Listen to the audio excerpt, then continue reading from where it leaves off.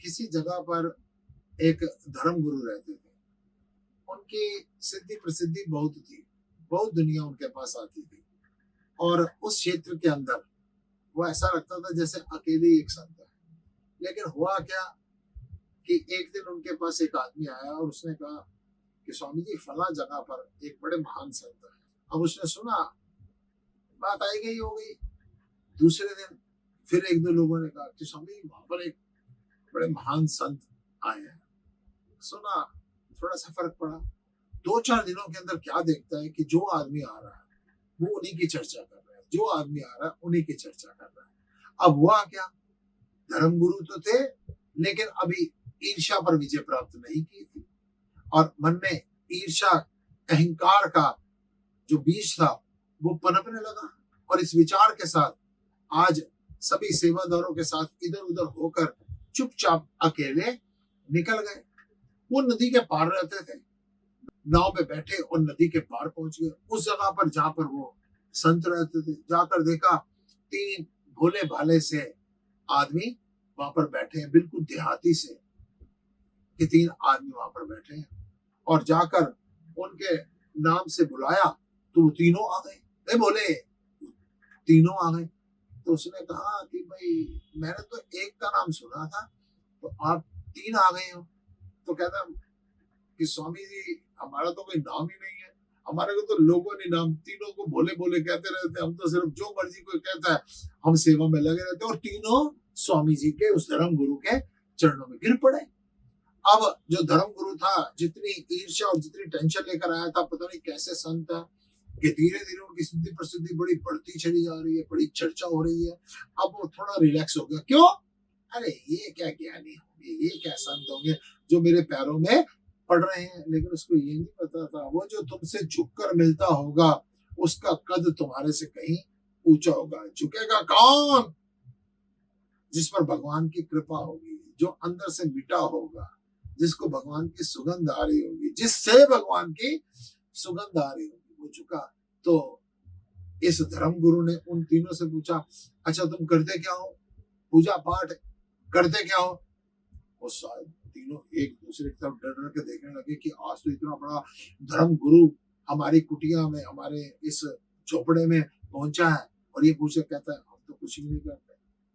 तो एक ने कहा ऐसे कोनी मारी, कहा गुरुजी हम वही करते हैं जो आप कहते हैं। भाई हम क्या कहते हैं? कहते गुरुजी मैंने कई बार सुना है कि आप कहते हो ना कि एक ब्रह्मा है, एक विष्णु है, एक महेश है, एक संसार को बनाता है, एक उसका पालन करता है, एक उसका संहार कर लेता है।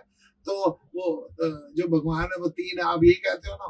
धर्म गुरु को बड़ा अहंकार बढ़ गया कि मैं ही कहता हूँ, मेरे कहने से इन्होंने सुना। हाँ हम तो यही कहते हैं। कहता है हम तीनों उस परमात्मा को कहते हैं कि हे प्रभु तुम 3 हो, हम भी 3 हैं, तुम तीनों हमारे तीनों की इज्जत रख लेना, इस आदमी का काम कर देना। और पता नहीं क्या होता है, ना कोई यंत्र, ना कोई मंत्र, ना कोई तंत्र, और इन लोगों के काम हो जाते हैं।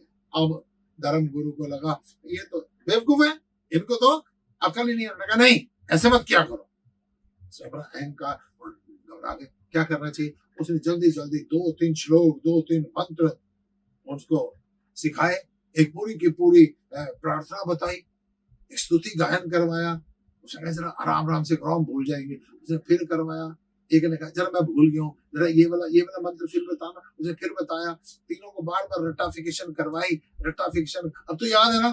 उन्होंने कहा याद। अच्छा अब याद रखना और कभी आकर मेरे को मिलना। हाँ हाँ गुरुजी हम वहां पर आएंगे। और वो बड़े अहंकार के साथ नाव में बैठकर और चला। अब जो नाव में बैठकर अहंकार को लेकर चल रहा था, उसको लग रहा था मैं तो बहुत ही बड़ा संत हूँ, मैं इनको सिखा कर आया हूँ, कल दुनिया को बताऊंगा।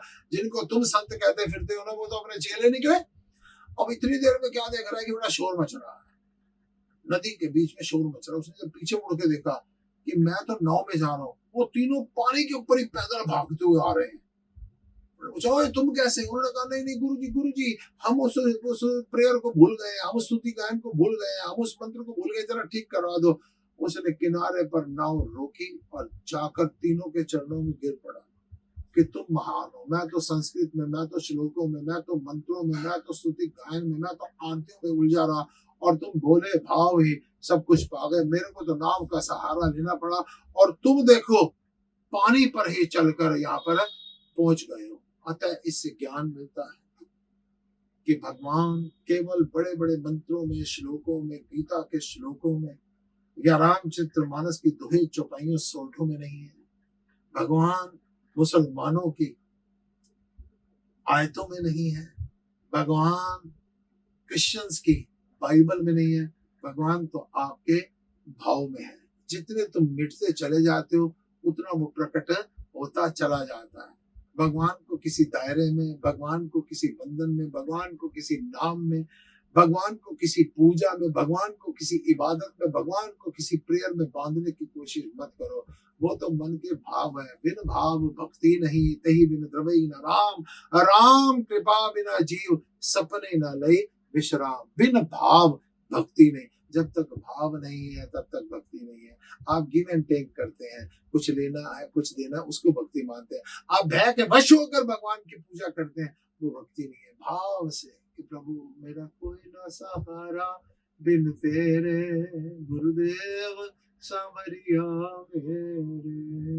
बिन भाव भक्ति नहीं, तही बिन द्रवी न राम। राम तब तक द्रवित नहीं होते, और जब तक राम की कृपा नहीं होती, जीवन में तो आराम छोड़ो, आदमी को सपने में भी आराम नहीं मिलता। भाव को ठुकराइए मत, और फालतू किसी दिखावे के, कहूंगा पंडितों के चक्कर में पड़िए मत।